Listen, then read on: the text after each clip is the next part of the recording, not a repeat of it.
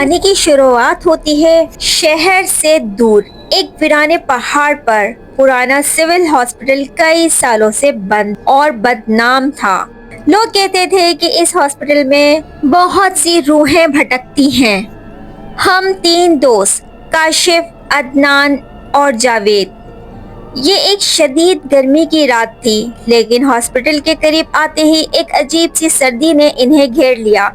काशिफ ने कहा, आज हम इस जगह की असलियत जानकर रहेंगे। तीनों ने पिछला दरवाजा तोड़ा और अंदर दाखिल हो गए। कॉरिडोर के करीब कदम रखते ही हर तरफ खामोशी छा गई। दीवारों पर हाथ के निशान बने हुए थे। वो पहली मंजिल के कमरे में गए। शुरू के 2-3 कमरों में कुछ खास नहीं था, सिर्फ टूटे हुए बेड और दवाइयों के खाली डब्बे पड़े हुए थे। फिर इन लोगों ने सोचा कि शायद ये अफवाहें हैं जो इतनी फैली हुई हैं। यहाँ तो कुछ नहीं है, सब कुछ ठीक चल रहा है, अभी तक तो हमें कुछ महसूस ही नहीं हुआ। मगर जब वो चौथे कमरे में दाखिल हुए तो वहाँ एक बेड पर पड़ी सफेद चादर खुद ब खुद आहिस्ता आहिस्ता जमीन पर गिरने लगी। चादर गिरते ही इसके नीचे से बच्चों के छोटे छोटे पाँव के निशान जमीन पर नजर आए। जावेद के मुंह से डर के मारे आवाज नहीं निकली। काशिफ ने टॉर्च की रोशनी में देखा तो इसको लगा जैसे किसी बच्चे ने इसके पैर को छुआ, मगर जब उसने नीचे देखा तो कुछ नहीं था। तीनों दोस्त तेजी से इस कमरे से निकलकर भागे और दूसरी मंजिल की तरफ सीढ़ियां चढ़ने लगे। दूसरी मंजिल पर कॉरिडोर के आखिरी दीवार के करीब इन्हें एक औरत का साया खड़ा नजर आया।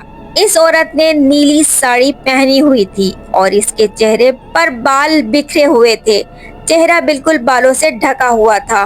वो दीवार की तरफ मुंह किए धीरे धीरे रो रही थी। काशिफ ने हिम्मत की और कहा, कौन है वहाँ? औरत ने कोई जवाब नहीं दिया और वो इसी तरह से रोती रही।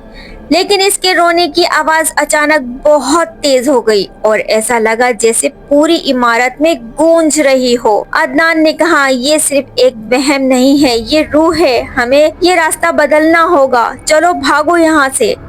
वो इस कॉरिडोर से निकलकर दाएं तरफ भागे, जहाँ एक पुराने डॉक्टर के कमरे की तरफ रास्ता था। इस कमरे से बाहर निकलते ही इनका सामना एक और खौफनाक मंजर से हुआ।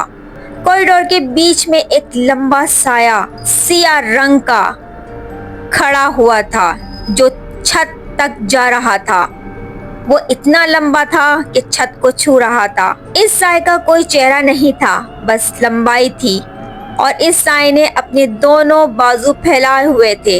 ऐसा लग रहा था जैसे वो कॉरिडोर को बंद कर रहा हो। तीनों दोस्त घबराकर पीछे हटे और दौड़ लगा दी। डॉक्टर के कमरे में वापस निकलकर जब वो मुड़ने लगे तो सीढ़ियों की तरफ भागे तो वहाँ पहले से खड़ी व्हील चेयर अब सीढ़ियों के ऊपर खड़ी थी और तेजी से नीचे की तरफ आ रही थी। व्हील चेयर पर कोई नहीं था। काशिफ ने कहा, रास्ता बदल लो, हमें बाहर निकलने का कोई रास्ता ढूंढना होगा। और फिर उन कदमों की आवाजें आने लगी। जैसे ही वो सीढ़ियों से नीचे उतरे तो वहाँ पे छोटे छोटे बच्चों की आवाजें गूंज रही थीं, जैसे कई बच्चे यहाँ खेल रहे हों। जावेद को याद आया कि इसके नाना ने कहा था कि जब ज्यादा डर लगे तो अल्लाह का कलाम पढ़ना शुरू कर दो।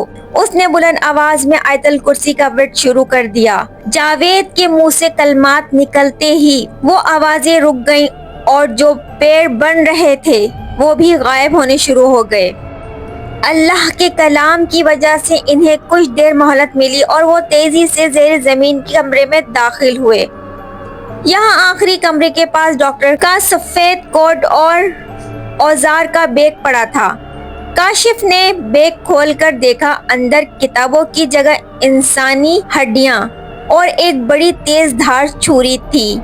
इसी लम्हे कमरे की दीवार से डॉक्टर का वहशी साया बाहर आया। इसके चेहरे पर सफेद कपड़े बंधे हुए थे और आंखें गुस्से से भारी थीं। डॉक्टर हारिस का साया इनकी तरफ बढ़ा और एक ही आवाज में गरज कर कहा, तुम यहाँ क्यों आए हो? तुम भी बीमार हो? मेरा इलाज अभी बाकी है। डॉक्टर ने छुरी को हवा में उठाया।